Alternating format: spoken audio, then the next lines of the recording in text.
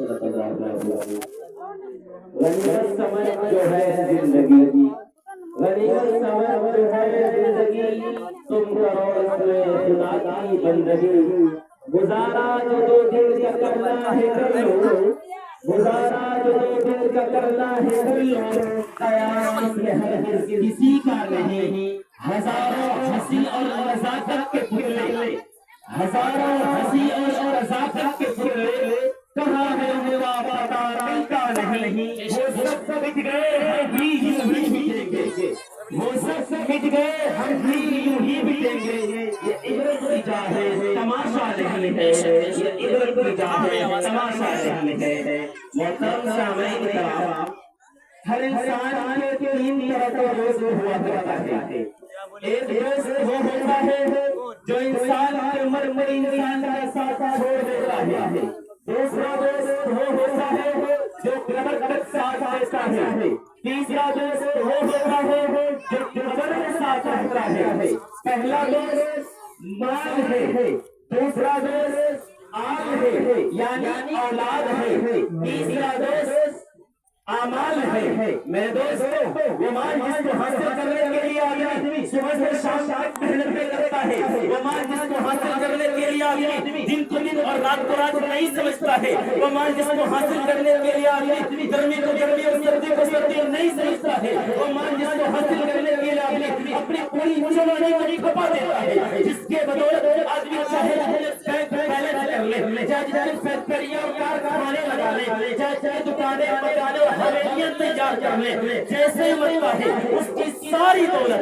ساری ملکیت اس کے قبضے سے نکل کر کے دوستوں کے قبضے میں چلی جاتی ہے، اس کو کیا ملتا ہے؟ شاعر کہتا ہے فقط دو گز کفن کے اور کچھ نہیں ملتا ساگر، فقط دو گز کفن کے اور کچھ نہیں ملتا ساگر، کبھی کبھار سانسوں کے ہمارے روح جاتا ہے۔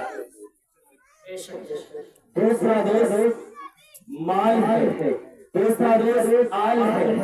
اولاد ہے، وہ مال جس کو حاصل کرنے کے لیے آدمی صبح سے شام تک محنت کرتا ہے، وہ مال جس کو حاصل کرنے کے لیے آدمی صبح سے چڑیوں کی نکل جاتا ہے، چڑیوں کی طرح نکل جاتا ہے اور شام تک تھک کر ہار کر کے گھر واپس آتا ہے، وہ اولاد جس کو خوش کرنے کے لیے آدمی اپنے بھوک اور پیاس سے قربان کر دیتا ہے، وہ اولاد جن کی طرف سے مستقبل کے خاطر آدمی اپنی عبادتیں چھوڑ کر کے تجارتیں کرتا ہے، وہی اولاد وہی گھر کے افراد اس کو اپنے کاندھے پر لاد کر کے بے رحم کے حوالے کراتے ہیں اور اس کی کمر پر مٹی ڈال کر ہاتھ چھاڑتے ہوئے کہتے ہیں کہاں احباب میں دفن کے وقت کیوں کر ہم وہاں کا حال جانے، کہاں احباب میں دفن کے وقت کیوں کر ہم وہاں کا حال جانے،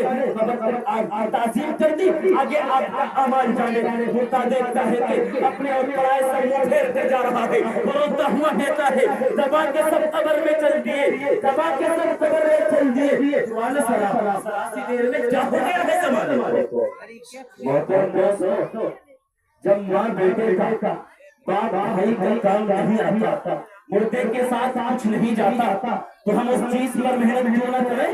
جو قبر میں بھی ہمارا ساتھ دے، جو حسن میں بھی ہمارا ساتھ دے، جو گزار میں بھی ہمارا ساتھ دے، لیکن آج سب سے زیادہ یہاں دنیا کی فکر میں لگے ہوئے ہیں، اپنی آخرت کی فکر کو چھوڑ کر یاد رکھیے جو شخص آخرت کی فکر چھوڑ کر صرف اپنی دنیا کی فکر میں لگتا ہے، اللہ تبارک و تعالیٰ اس کے دل میں لعنت کی آگ بھڑکا دیتے ہیں، اور جس کے دل میں لعنت کی آگ بھڑکنے لگتی ہے اس کو کبھی چین و سکون نہیں ملتا، چاہے اس کو پوری دنیا کی دولت اور خزانے اس کے مٹھ پر قبضے میں دے دیا جائے، ایسے لالچی کی پیاس اس طرح نہیں بجھتی ہے جس طرح مرنے والوں کی پیاس نہیں بجھتی ہے۔ کتابوں میں لکھا ہے جب انسان مرنے لگتا ہے اس کو ایسی شدت کی پیاس لگتی ہے کہ اس کو پورا کا پورا سمندر بھی پلا لیا جائے پھر بھی وہ دنیا سے پیاسے ہونے کی حالت میں اکثر ہوتا ہے۔